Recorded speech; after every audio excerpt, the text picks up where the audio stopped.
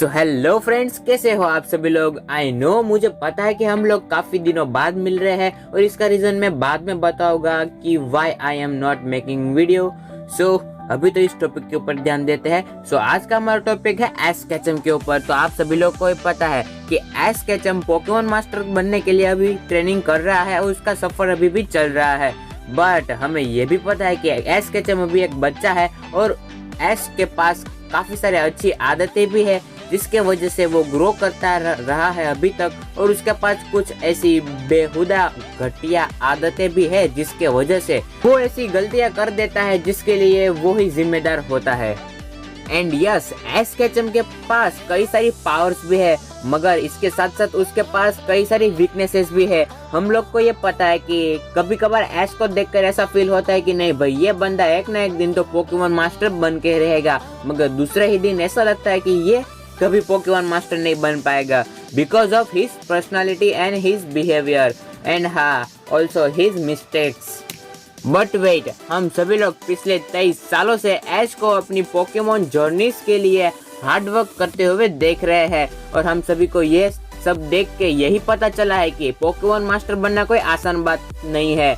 और एक ट्रेनर के रूप में उसको कई सारी प्रॉब्लम फेस करनी पड़ी थी और वो उन सभी प्रॉब्लम्स को सॉल्व कर आगे बढ़ा है। और इसके मुताबिक ही एश पावरफुल भी बना है और वीक भी बना है। बट अब टाइम के हिसाब से जैसे जैसे टाइम आगे बढ़ा वैसे ही एश भी चेंज होता रहा और उसकी स्ट्रेंथ एंड वीकनेसेस भी चेंज होते रही है और अब तो एश काफी स्ट्रॉन्ग बन चुका है। बट मैं आपको इस वीडियो में बताने वाला हूँ 5 एश की स्ट्रेंथ और 5 एश की वीकनेसेस। सो वीडियो को एंड तक जरूर देखना। So let's begin. Number 10, strength. Ash has a strong sense of justice. अगर एश किसी को भी मुश्किल में देख लेता है तो वो कभी भी उससे मुंह नहीं फेरता।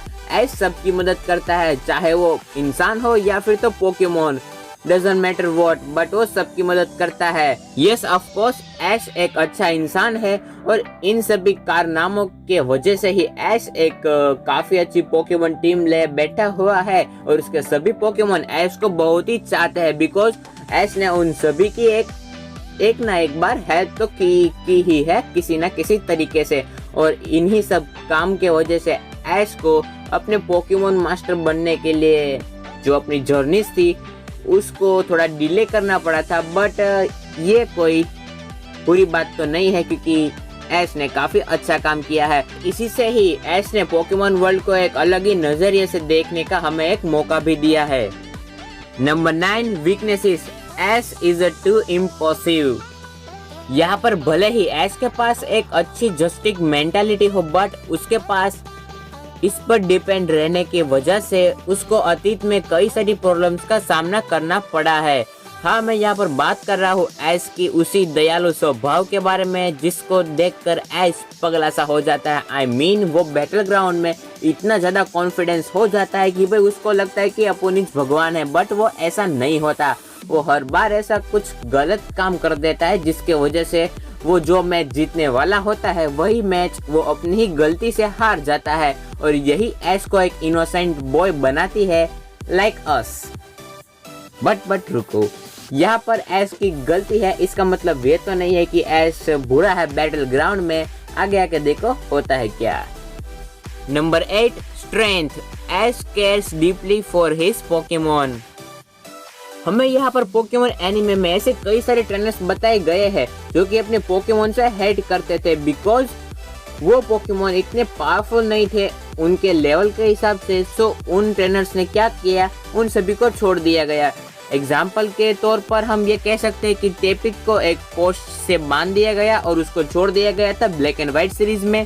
और यहाँ पर चारमेंडर को बारिश में एक ट्रेनर ने छोड़ दिया था और वो चारमेंडर अपने ट्रेनर का वेट कर रहा था जो कि कभी भी वापस नहीं आने वाला था। बट यहाँ पर एश सबसे अलग है। एश को पता है कि उसको अपने पोकेमॉन के साथ कैसे बिहेव करना है और किस टाइम पर किस पोकेमॉन को कितना सपोर्ट और कितनी मोटिवेशनल देनी चाहिए। और अगर एश के पास अगर वीक पोकेमॉन भी आ जाए तो वो उसको कभी भी रिलीज नहीं करता, वो उसको ट्रेन करता है और पावरफुल बनाता है। वो हमेशा अपने पोकेमोन के लिए हम्बल और हेल्पफुल ही रहा है। इसी वजह से ही एस के सभी पोकेमोन एस को बहुत ही लव करते हैं। Number 7 weaknesses. Ash doesn't take type effectives into account.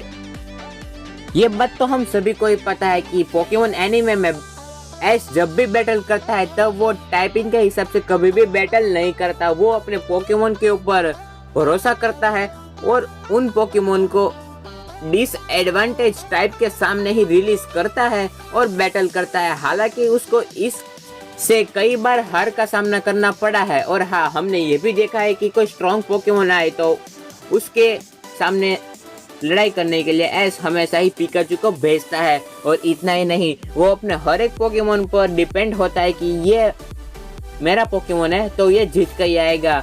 इसमें कोई टाइपिंग मैटर नहीं करती, बट ये तो हमारे एस का लड़ने का तरीका है, इसमें हम कुछ भी नहीं कर सकते हैं। Number 6 S has intimate connection with his Pokemon.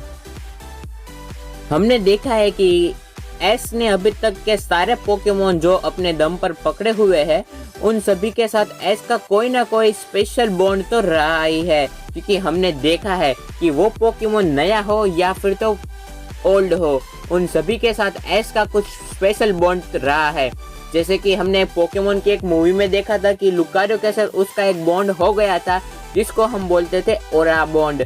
उसमें एस के पास एक अजबी प्रकार का ओरा था जो कि किसी के भी पास नहीं था। पोकेमोन वर्ल्ड में, पूरे के पूरे वर्ल्ड में किसी के पास नहीं था। और आगे जाके हमें यह देखने को मिला कि एस अपने ग्रे निंजा के साथ इतना ज्यादा बॉन्ड हो गया था कि उन दोनों की बॉन्डिंग ने एक नए ही इवोल्यूशन को जन्म दिया, जिसको बोलते हैं हम सभी लोग बॉन्ड एवोल्यूशन। और उसी से ही एस के ग्रे निंजा का नाम पड़ा था एस ग्रे निंजा। और ये फॉर्म बहुत ही ज्यादा पावरफुल था। और इतना ही नहीं, एस का सबसे बड़ा भरोसेमंद साथी है उसका पिकाचू। एस और पिकाचू का अब तक का बॉन्ड सबसे बेस्ट रहा है। उन दोनों के बॉन्ड के सामने किसी भी पोकेमोन का बॉन्ड एग्जिस्ट नहीं करता। Number 5 weaknesses. S is ruled by emotions. हालांकि एस ने अनगिनत लड़ाइयाँ जीती है, बट एस कई सारी लीग्स आगे हार चुका था। और हाँ, हर बार लीग हारने के बाद एस इमोशनल होता था और अपना कॉन्फिडेंस खो बैठता था। बिकॉज उसको ये लगता था कि उसने कई बार मिस्टेक्स की है, बट वो उन मिस्टेक को कभी भी सॉल्व नहीं करता। वो उसको जैसी है वैसे ही रहने देता। और हमने पोकेमोन लीग्स में कुछ ऐसे भी स्ट्रॉन्गेस्ट पोकेमोन ट्रेनर्स देखे हैं जो कि अपने आप में ही लेजेंड थे, जैसे कि टोबियास, सिंथिया और लियोन। ये तीनों ट्रेनर्स ऐसे हैं जिनके पास इमोशन नहीं है, हम ये कह सकते हैं। बिकॉज जब ये लोग बैटल ग्राउंड में आते हैं तब ये तबाही मचा देते हैं और अपने ओपोनेंट को जीतने का टाइम ही नहीं देते या फिर तो कोई चांस ही नहीं देते। ये लोग इतना ज्यादा रूड बिहेव करते हैं पोकेमोन बैटल ग्राउंड में, बट इनके पास भी इमोशन होते हैं। बट ऐसा नहीं है कि अगर तुम ट्रेनर हो तो तुम्हारे पास इमोशंस होने चाहिए या फिर तो तुम्हें ये सब कुछ काम करना चाहिए, नहीं। बट यहाँ पर एस को एक स्ट्रॉन्ग पोकेमोन ट्रेनर बनने के लिए अपनी सारी मिस्टेक्स को सॉल्व करते हुए उसको ये सॉल्यूशन निकालना चाहिए था कि मैं हर बार लीग क्यों हार रहा हूँ, बट उसने ऐसा नहीं किया और वो हर बार इमोशन होके अपना कॉन्फिडेंस खो देता है। Number 4 strength. S adaptability makes up for his shortcomings. अब हम इसके बारे में तो हम कुछ नहीं बोल सकते। हम सभी को ही पता है कि कभी कभार एस उल्टा सोचता है और उल्टा करता है। उसकी वजह से एस को काफी सारे प्रॉफिट होते हैं, जैसे कि वो कई सारी बार टीम रॉकेट को उसके प्लान में फेल कर देता है और इसके साथ साथ वो कई सारी ऐसी बैटल्स भी जीता है जिसमें उसने कुछ अलग ही नया प्लान किया हो जो कि इम्पॉसिबल सा हो, बट वो पॉसिबल करके दिखा देता है। बिकॉज वो कुछ इस तरीके से ही सोचता है, बिल्कुल उल्टा, जो कि किसी के भी दिमाग में नहीं आता। हाँ, हमें पता है एस थोड़ा अलग है और उसकी थिंकिंग भी थोड़ी अलग है। इसी वजह से वो अपनी बैटल स्ट्रेंथ दूसरों से काफी अलग बनाता है और यही बात एस के लिए इम्प्रूव के लिए बेस्ट है। Number 3 weaknesses. Ash lack of preparation has cost him. Well we know Ash को पूरी तैयारी करे बिना ही बड़ी बड़ी लड़ाइयों में जाने की आदत है। और इसका एग्जाम्पल हम बोले तो हम ये बोल सकते हैं कि टूर्नामेंट के टाइम वो जो अपने ट्रैवलिंग के ऊपर खर्च करता है अपना टाइम, उसके जगह उसको अपनी बैटल और प्रिपरेशन में ध्यान देना चाहिए, जिससे उसके पोकेमोन ताकतवर और स्ट्रांग हो। मगर नहीं, वो तो बस घूमने फिरने में अपना टाइम वेस्ट करता है और टूर्नामेंट में जाकर सीधी फाइट करता है। ना ही तो अपने पोकेमोन को पूरा ट्रेन करता है, ना ही तो उनको कुछ मूव्स वगैरह सिखाता है। वो बस कुछ ही पोकेमोन के ऊपर डिपेंड रहता है और उनको ट्रेन करता रहता है, जबकि उसको सभी पोकेमोन को अपना टाइम देना चाहिए और स्ट्रॉन्ग बनाना चाहिए। बट वो ऐसा नहीं करता और अपना पूरा टाइम वेस्ट कर देता है अलग अलग जगह पर जाने के लिए और घूमने के लिए। Number 2, strength. Ash persistence gets him up every time he's knocked down. हमारा ऐश चाहे कितनी बार भी हार ले, बट वो कभी भी अपने गोल से पीछे नहीं हटता। वो हमेशा हार्ड वर्क करने के लिए तैयार हो जाता है, फिर से अपनी सेल्फ को रिप्रोड्यूस कर वो हमेशा ही नेवर गिव अप करता रहता है। हमने कई बार देखा है कि ऐश कई बड़े बड़े टूर्नामेंट्स हार चुका था, बट कभी भी ऐश ने हार नहीं मानी और वो आगे आगे चलता ही गया और फाइनली उसने एक अलोला लीग की चैंपियनशिप जीत ही ली। और ये हम सभी ने देख ही रखा है और इन सभी की वजह से है हमें ऐश के अंदर ये जीतने की भावना दिखाई देती है कि फ्यूचर में चाहे कुछ भी हो जाए, मगर ऐश अपना पोकेमोन मास्टर बनने का सपना पूरा करके ही रहेगा और ये हम देखना भी चाहते हैं एक दिन। Number 1, weaknesses. Ash lacks maturity.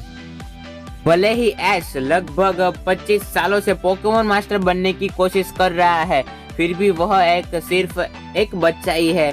अभी तक ऐश के साथ कई सारे राइवल्स बन चुके हैं और उसके राइवल्स काफी मैच्योर है और वो सभी लोग ऐश से कई ज्यादा पावरफुल भी है। बट अभी तक ऐश एक बच्चा ही रहा है और हाँ, ऐश के पास बहुत ही कम एक्सपीरियंस है, क्योंकि अगर आपको एक्सपीरियंस चाहिए तो आपको बड़ा होना पड़ता है। बट यहाँ पर ऐश की एज जस्ट टॉपी हो चुकी है, मगर उसकी जो राइवल्स है वो काफी मेच्योर हो गए हैं अपने बचपन में ही। बट यहाँ पर ऐश का पूरा मामला अलग है। बट हम यहाँ पर ये देख सकते हैं कि जब हमने देखा था होम रीजन में, जब ऐश और मैक्स पहली बार मिले थे, तब मैक्स ने ये बोला था ऐश से कि तुम तो एक बच्चे हो जिनने लीग में एक फालतू सी बैटल की थी और तुम तो हार भी गए थे, तुम इतने कुछ खास ट्रेनर तो हो ही नहीं। और हाँ, हमको इससे ही पता चल जाता है कि ऐश की इज्जत क्या थी उस टाइम और अभी भी क्या है। और हम सभी को पता है कि अभी भी ऐश इनमेच्योर है, तो ऐश को मैच्योरिटी लाने के लिए उसको बड़ा होना पड़ेगा और ये बड़ा तभी होगा जब पोकेमोन कंपनी चाहेगी। तो ये सबसे बड़ी ऐश की एक वीकनेसेस है, जो कि है इनमेच्योरिटी। सो वेल गाइस, यही थी आज की हमारी वीडियो। आई होप कि आप सभी लोग को पसंद आई होगी ये मेरी वीडियो। मैंने काफ़ी टाइम के बाद वीडियो डाली है, सो कई ज़्यादा लोग मुझसे गुस्सा भी हो गए, सो उनको एडवांस में सॉरी यार। मैं क्या कर सकता हूँ, मेरी स्टडीज चालू हो गई है तो मैं कुछ नहीं कर सकता, वीडियोस तो ऐसे ही आएगी। सो वेल, अब मिलते हैं अगली वीडियो में जल्द ही। Tata bye bye and see you.